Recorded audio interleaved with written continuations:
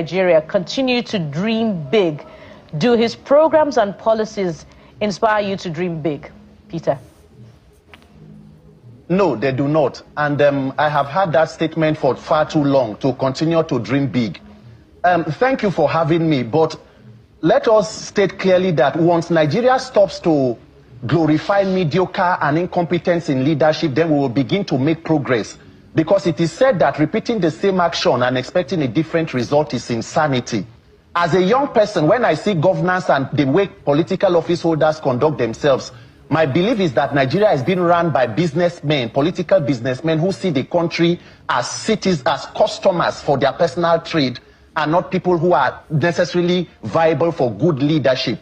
Because it is unfortunate that 65 years after independence and 26 years after democracy, these are the same kinds of tales we hear.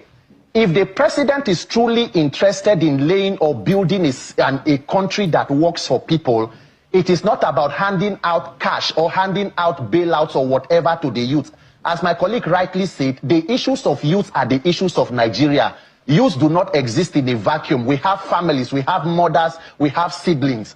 The strength of every democratic nation is in the strength of its institutions. And we must move away from these plethoras of talks about trying to lay a foundation for 65 years.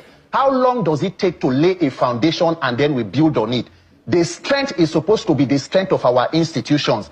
And when I look at the President Tinubu administration, two things come to mind and I'll quickly tell you. Number one, the action of the president on the state of Rivers State.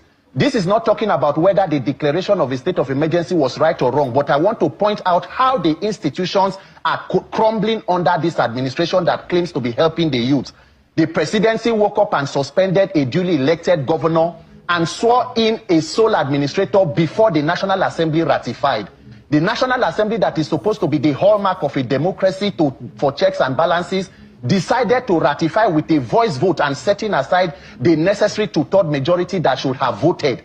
And then the judiciary, that is supposed to be the last hope of the uncommon man, for 6 months was unable to sit and look at how legal or legitimate was the declaration. So across board, in a country that wants to produce a society viable for the youth, we are seeing executive, legislative, and judicial recklessness and irresponsibility. So for me, I think that it is more of talk and less of action.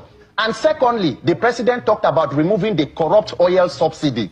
The problem with the subsidy regime in Nigeria that should have benefited the youth was not just subsidy, it was the corruption in the subsidy regime. Can President Tinubu come out and state clearly how much exactly have I saved from May 29, 2023 to today, October 2025?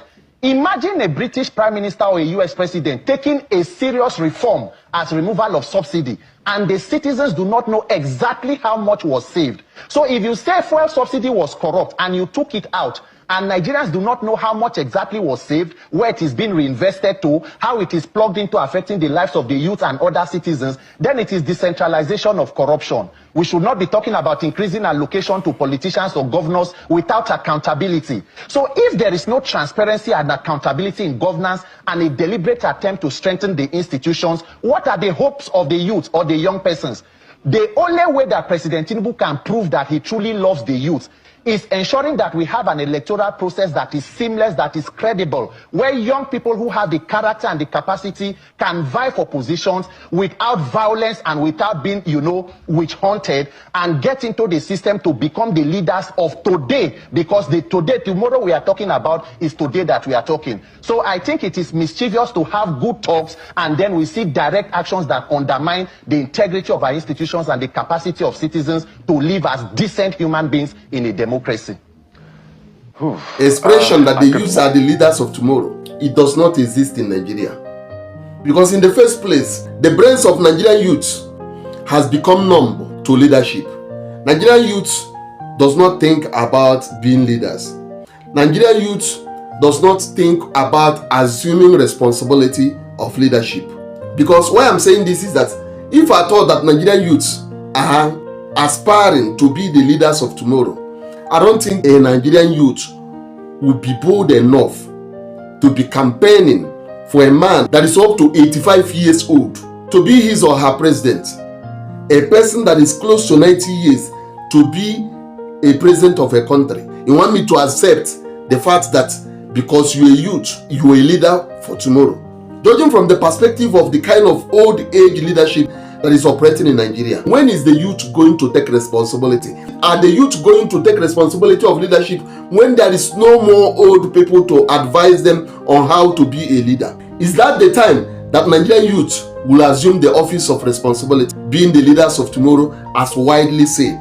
And when is it that all these old people, old cargos that are dragging the position of leadership in Nigeria, that want to stay on throne forever, when are they going to give way for the leaders of tomorrow? So saying that Nigerian youths are leaders of tomorrow, that saying is a very big lie, as widely said. So if anyone tells you that youths are leaders of tomorrow, tell him Nigeria exceptional, because it does not happen in Nigeria. A Nigerian youth is ready to die for an old man. A Nigerian youth is ready to give his own life for a man that is up to 80 years old to still remain in power. It's only in Nigeria you see professors standing up to advocate, to campaign for a person that they know this person is not capable. You will see a professor wearing tie, speaking big grammars, speaking big English, but campaigning for a person that you understand from every perspective, from every ramification, that this person cannot be able to handle the affairs of the leadership. Defending a man that is staggering to work. I like this guy, Peter for Nigeria. I like him so much. I like his bravery. You don't tell me somebody will be dreaming big in a place where those people that are already big don't want to get out of the way. But someone else is dreaming big. How long are you going to continue to dream big? For how long are you going to continue to hear that the youths are leaders of tomorrow? For how long are you going to hear that our president is 80 years old, 85 years old, 90 years old? For how long? A person that is 85 years old being the president of a country. I just say let me share the video with you guys. The saying that youths are leaders of tomorrow does not exist in Nigeria.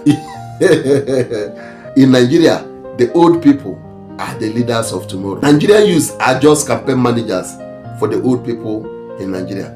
Thank you so much and God bless you. Don't forget to share the video and share your own thoughts and views in the comment section.